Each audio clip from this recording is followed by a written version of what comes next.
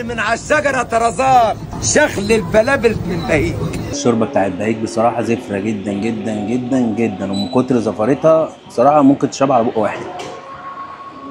بهيج بقى اختار المره دي اسم غريب جدا، شخل البلابل، والمره دي بقى بيقول لك انزل من على الشجره يا طرزان، واظن ان الناس كلها عارفه مين طرزان دوت. ولو انت بقى حاسس ان هو يقصد حد معين زي حالتي كده، يا ريت بقى تمنشله في الكومنتات.